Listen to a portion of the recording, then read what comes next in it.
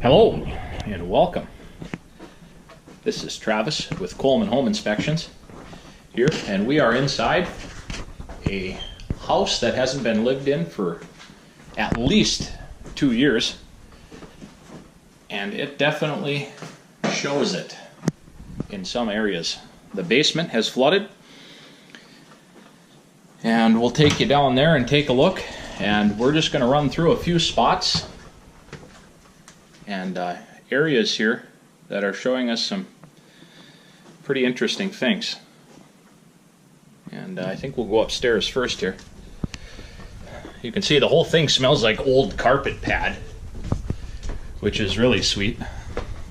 There's some linoleum here that probably has some asbestos in it. Had a few roof leaks, needless to say. And some cracks in the plaster. Some more sweet linoleum. Looks like somebody never finished their puzzle. Take a look down here. Oh yeah. Yeah, that looks sweet. Here's the bathroom here. Nice toilet. Surround. Otherwise, largely in not too bad a shape for a bathroom. For an old bathroom. Thought maybe those are some cracks in that tub. So, let's see the front room here. Just some more areas here where you can see the roof is just a little bit compromised. So this is one of those houses that makes your lungs hurt after a while. My lungs currently hurt. Not probably the best for you, even to be in here. You can see the mask on my head. I was wearing that earlier. It's much of a joke as it probably is, because it's not exactly probably the right mask. But nevertheless, it's what I had. I don't normally wear a mask. And prior to entering, the lady in charge of the house told me that I should probably wear a mask, at least in the basement. And I don't normally do that, but she wasn't so far off, needless to say. So we'll go down to the basement here now. Take you down here with me, show you what we're looking at. So, real pleasant area here. Here's a sump pump here, and they covered the drain line there that used to go out to the city, but there you see the drain tile coming in, and sump pump, check valve, that whole bit there. So some standing water on the floor. The power is shut off, gas is shut off, and water currently is also shut off. So all utilities to this house are off.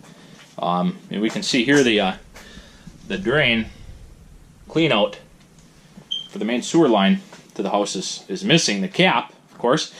And needless to say, there is toilet paper there. So that indicates probably a backup of the sewer, which is a little bit unsettling. So, and then here the water meter, of course, is in place, but nevertheless shut off at the street from my understanding. So we can see under the porch here a little bit. Well, you can see that, but that's real sweet also. So, newer slant fin boiler. Not a bad looking unit. We got to check on the venting here. I'm not sure that the venting is right. I'm pretty sure we need stainless steel on this one, but perhaps not. Only because the part exiting the boiler is stainless and they switch to galvanized. They do that a lot of times to save money, and it's not the correct insulation. So, but we got to check into that to double check. Wasn't sure if the house had frozen ever. Or if the water was shut off prior to the house becoming vacant. But then we saw right here this brass valve. I don't know how well you can see that, but this brass valve, there we go. Let's see here, is split right there. So pretty good indicator that we had some freezing action before the water was shut off to the house. So kind of interesting. Yeah, and then we have this little area over here. This was the coal room, this corner right here. The lighting's not the best here, I apologize for that. But anyways, that was the coal room, and the only entrance I can find to it is the coal chute on the exterior, and the must be what you would use to access the coal from inside. So they've completely blocked that room off, otherwise it's a mystery room. Some old knobs from the knob and tube, not in use any longer that I've seen. I'm sure it is in the walls and attic, but the insulation and everything like that, we couldn't see anything. So, and then probably to the part where you see the mold there, on the back of that dresser, and there's some more interesting stuff here. Not sure what that is, but not good nevertheless. And some mold there. There's some black mold on the walls, and just overall not exactly a pleasant place to hang out. And like I said, it makes my lungs hurt, so to speak. So this door is being held together, or held shut, by this little eye hook here, and you can see it's starting to come open. And then there's some gravel down here at the bottom, so perhaps some improvement there wouldn't be so far out of line. And a mop if you want to clean the floor. That would be the unit for that. So some tires in case you needed them, some cardboard getting wet down here, and growing some pretty sweet mold. 100 amp service panel, didn't really have any issue with that. A little older, probably from the 60s, 70s, something like that probably. Water heater. Water heater looks okay. You can see some rusting at the joints on the galvanized piping, which will eventually fail, but nevertheless old plumbing.